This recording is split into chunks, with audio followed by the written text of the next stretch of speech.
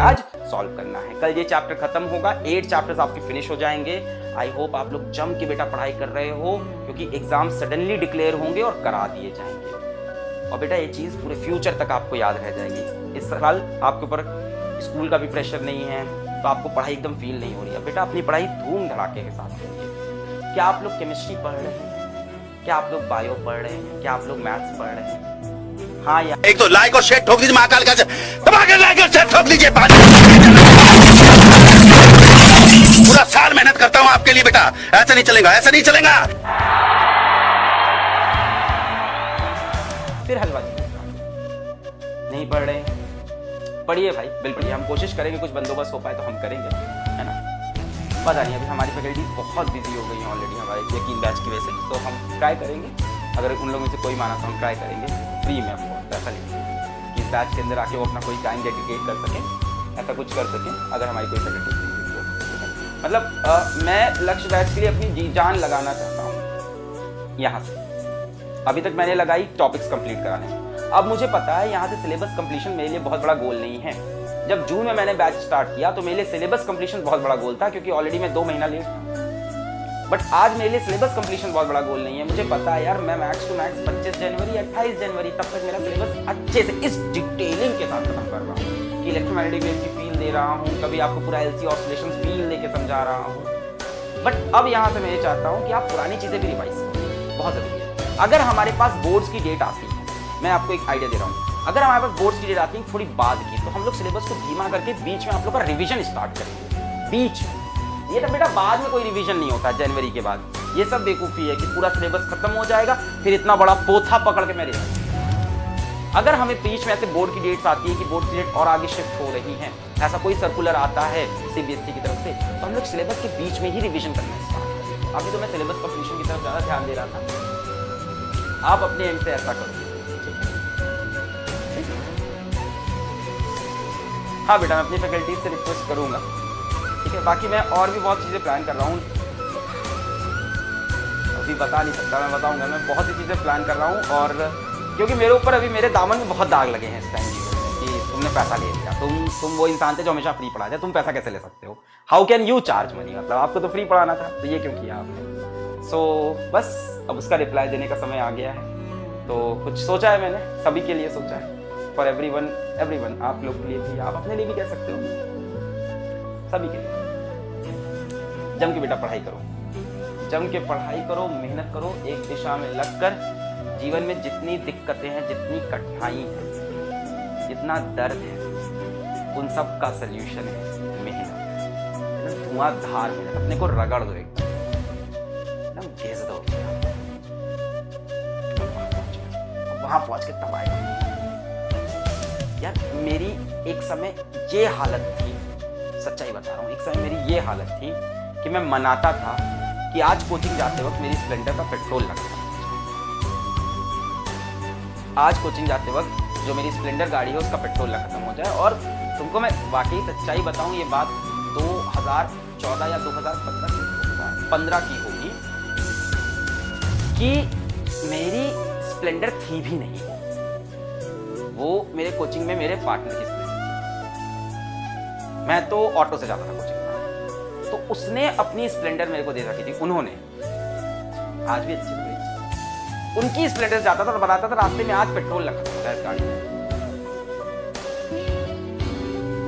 Problem सबकी life में है, बस रगड़ना पड़ेगा, बहुत जम के रगड़ना पड़ेगा, बहुत ही जम के, हल्के वाला नहीं, वरना चमकेगा नहीं। फिर अगर चमकना है एकदम लास्ट वाला, एकदम चमक चाहिए ना लाइफ में, फील चाहिए, जो तुम्हारा ड्रीम है उस ड्रीम को ऐसा ड्रीम बनाओ जो देखने में लगे कि पूरा नहीं हो सकता, और फिर उसके लिए मेहनत करो कि इसको पूरा। अपना ड्रीम जब लोगों को बताओ, लोग तुम पे बिलीव ना करें, लोग तुम्हारा मजाक उड़ा दें, तब तुम सोचो कि तुम अच्छा ड्रीम सोच रहे हो। अगर तुम छोटी मोटी बात कर रहे हो कि ऐसे कर लेंगे, हम भी ऐसे ही थे, सब ऐसे ही होते हैं कि एक नॉर्मल सैलरी मिलेगी, जॉब मिल जाएगी, लाइफ चलेगी, बढ़िया लाइफ होगी। बट मैं पागल बना था, मेरे अंदर बहुत ज्यादा पागल बना। कोचिंग टाइम से, कॉलेज टाइम से, मेरा स्कूल तक नहीं था इतना पागल बना, स्कूल तक मैं ठीक था, मेरा पागल बना चढ़ गया। स्कूल में मेरा 10th के बाद स्टार्ट हुआ थोड़ा पागल, मैं पागल बना। तो पागल बना होना बहुत जरूरी, लोग बोले ना पागल हो एकदम, मेरे को बहुत कमेंट आते हैं एक पागल टीचर है कैसे पढ़ाता है, बहुत जरूरी होता है, वो पैशन होता है, एकदम पागलपना होना चाहिए। अब तुम अपना जब किसी को, मैं जब कोचिंग पढ़ाता था, तुम विश्वास नहीं करोगे, तुम इसके लिए तुमको थोड़ा गूगल करना पड़ेगा और पुरानी चीजें निकालनी पड़ेगी 8-10 साल की। बेटा आप लोग जा सकते हैं, क्लास खत्म हो गई, जो इंटरेस्टेड है वो क्या बातें कर रहा था। कुछ आपको एक इंस्पिरेशनल या मोटिवेशनल एक बात बता रहा था कि आप विश्वास नहीं करोगे कि जब मैंने कोचिंग पढ़ा रहा था तो 2014-2015 की बात कर रहा हूँ, तब मैंने वहां पे नाम रखा था फिजिक्स वाला। तब वाला में डबल एल नहीं था, फिजिक्स PHYSYCSWALA, और इसका एक फेसबुक पेज है और उसमें मैं तब मीम्स बनाता था। 2015 में मैं मीम बना रहा था, मैं चार्ट पेपर लेके आया, मैं बता रहा हूं, मतलब मैं उस टाइम भी इतना ही पैशनेट था। मैं चार्ट पेपर लेके आया, उसमें मैंने एक लंबी सी बिल्डिंग बनाई और उस बिल्डिंग से एक इंसान को ऊपर से कूदाया और उस इंसान का नाम था PW। मैंने उस इंसान को PW बनाया और उसको कूदा दिया और उसके हाथ में दे दिया एक सैमसंग का टैबलेट, क्योंकि उस टाइम मेरे पास सैमसंग का टैबलेट मैंने नया नया खरीदा था। कोचिंग नई ज्वाइन की थी तो पढ़ाना रहता था, तो सैमसंग का टैबलेट में सब कुछ रहता था, मटेरियल वगैरह। मतलब तब से मैं इस चीज को चेस करा। तब लोग मेरा बहुत मजाक उड़ाते थे, कोचिंग में बहुत लोग मेरा मजाक उड़ाते थे। ये क्या है, फिजिक्स वाला, ऐसा लग रहा है जैसे चाय वाला हो, जैसे सब्जी वाला हो। मेरे ऊपर फर्क नहीं पड़ा, एक कैप्टन वर्किंग। ठान लो तो ठान लो कि करेंगे ये, दुनिया हंस रही हंसे, ठान लो तो ठान लो। मैंने तभी ये ठाना था कि इसको मैं बना के रहूंगा। मैं फेसबुक पे पेज बनाया नया नया शौक चला, सबको देखा, मैंने कहा मैं भी बना के हिट हो जाऊंगा पेज बना के। नहीं हिट हुआ भाई, रात रात जग के मैंने चार्ट पेपर पर ड्राइंग बना के, कलर करके वो बिल्डिंग बनाई। मतलब मैंने इस तरह से कई, फिर क्वेश्चंस डालना स्टार्ट किए, फिर मीम डालना स्टार्ट किए, फिर कंपटीशन चलाना स्टार्ट किया फेसबुक पे कि ये जो जीतेगा उसको मैं 100 रुपए दूंगा, उसको मैं सेल्फी स्टिक दूंगा, मैं रिचार्ज कर दूंगा। सब किया, सब रगड़ा, किसी को नहीं दिख रहा था, किसी को नहीं दिख रहा था कि फिजिक्स वाला कौन है, क्या है, किसी को कुछ नहीं पता था उस समय पर मैं लगा हुआ था। मैंने गिव अप नहीं किया। वो फेसबुक पेज मेरा फ्लॉप हुआ, यूट्यूब पे चैनल बनाया। 2015 में वीडियो डाले, नहीं चला, 16 में डाले, नहीं चला, 17 में लग गया कि भाई अब तो चला के रहेंगे, एक वीडियो रोज का डालते रहेंगे। एक साल बीतने के बाद मात्र 10,000 सब्सक्राइबर आए। एक साल कंटिन्यूअस वीडियो डालने पे 10,000 सब्सक्राइबर मिले थे मुझे, एक साल कंटिन्यूअस वीडियो डालने पे। और रुपए मिला था एक साल खत्म होने के बाद 8,000 रुपए यूट्यूब से। पहली जो इनकम आई थी यूट्यूब से, एक कंप्लीट साल पढ़ाने के बाद आई थी, शायद 2017 के जैन में शायद पहली रेवेन्यू थी। ये टाइम लगा, पर इस टाइम में मैंने गिव अप नहीं किया।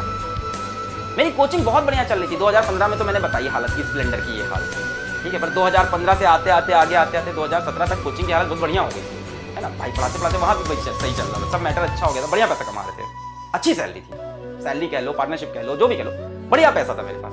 और एकदम जब सब सही चल रहा था ना कोचिंग में, सब मेरा स्टेबल हो गया था, तब मेरे अंदर पागलपना फिर से चढ़ा। मैंने कहा उसको भी छोड़ दिया। मेरे पास कोई दूसरी जॉब नहीं थी, मेरे पास कोई दूसरी जॉब नहीं थी। मतलब मेरे फादर मुझसे कह रहे थे कि तुम मेरे को पहले इंसान ऐसे दिखे हो जो दूसरी नौकरी मिलने से पहले पहली नौकरी छोड़ दिया, ऐसा तो कोई नहीं करता। पर मेरे अंदर पागलपना था, नहीं यार कुछ करके दिखा। लगे रहे। अभी भी कुछ हुआ नहीं, आज भी हालत वही है, पैर अभी भी इधर लटका है, हाथ उधर लटका है। आज लोग फिजिक्स वाला को जाने, बट हाल वही है मेरी लाइफ का, मेरे रूम की हालत वही है। आज भी लाइफ में वही स्ट्रगल चल रहा है, आज भी मैं वैसे ही खुद को रगड़ रहा हूँ। अभी we have not make it, मैं ये नहीं कह रहा हूँ मैंने कर लिया है, मैं बता रहा हूँ कि लगा रहा, ठान लिया तो करके रहना। ये आपको एटीट्यूड लाना पड़ेगा अगर आपको वो सच में चाहिए जो आप सोच रहे हो, सच में अगर वहां पहुंचना है। अगर आप सिर्फ बातें करते हो लोगों के बीच में, दोस्तों के बीच में, परिवार के बीच में, मैं ये करना चाहता हूँ, काश ऐसा हो जाता लाइफ में, मजा आ जाता अगर लाइफ ऐसी हो जाती, और उसके लिए आप मेहनत इतनी सी, सपना इतना बड़ा देखते हो, उसके लिए मेहनत इतनी सी आप कर रहे हो, तब वो नहीं होगा बच्चा। हम में से हर कोई टैलेंटेड है, हम में से हर कोई टैलेंटेड है, घिसना पड़ता है यार, कोई पैदा नहीं होता ना। कहते हैं क्या बोलते हैं, सर आपके पास तो इनबॉर्न टैलेंट है, किसी के पास इनबॉर्न नहीं होता। इनबॉर्न टैलेंट डेवलप करता है इंसान अपनी सराउंडिंग से, अपनी सोच से, अपने इंटरेस्ट से, अपनी हॉबी से, इन सब से डेवलप करता है। How many of you have a hobby? Even शायद आपके पास कोई हॉबी ना हो। मेरे पास हॉबी थी ड्रामेटिक्स एक टाइम पे। अब मेरे पास ड्रामेटिक्स मेरे को नहीं मिलता तो मैं इसी लेक्चर के बीच में अपने ड्रामेटिक्स भी खेल लेता हूँ जहां मजा मिलता है। तो ये जो बोलते हो ना कि बॉर्न इनबॉर्न टैलेंट है, ये सब नहीं होता यार। इनबॉर्न कोई टैलेंटेड है, कोई गाता अच्छा, बेटा मेहनत करता है, रियाज करता है, 12-12 घंटे बैठ के वो रियाज कर रहा है, तब उसकी वो आवाज में वो निखार आता है। वो तो तेज है सर, मैं तो धीमा हूं। अरे कितना साल हुआ, अभी तो कितने साल का है? 18 साल का है। उसने मैक्स टू मैक्स तेरे से 10 साल ज्यादा पढ़ाई की होगी। तू यहां से लाइफ में 10 साल मेहनत कर ले, काम बन जाएगा। तू 10 साल उससे दुगनी मेहनत कर, तिगनी मेहनत कर, काम बन जाएगा। कोई आगे पीछे नहीं हुआ है, सबकी अपनी टाइमलाइन है, सबकी अपनी टाइमलाइन है, अपना फ्यूचर देखो, ये मत देखो वो कहाँ है। रिलेटिव वेलोसिटी है भाई साहब, सब रिलेटिव वेलोसिटी खेलो, बहुत तेज लग रहा है ना तो अपनी स्पीड बढ़ाओगे, रिलेटिव वेलोसिटी से एक टाइम ऐसा आएगा जब डेल्टा एस को तुम 0 करोगे, उसके बाद डेल्टा एस तुम्हारा पॉजिटिव हो जाएगा। अभी डेल्टा एस नेगेटिव है ना, तुमको लग रहा है रेस में सबसे पीछे,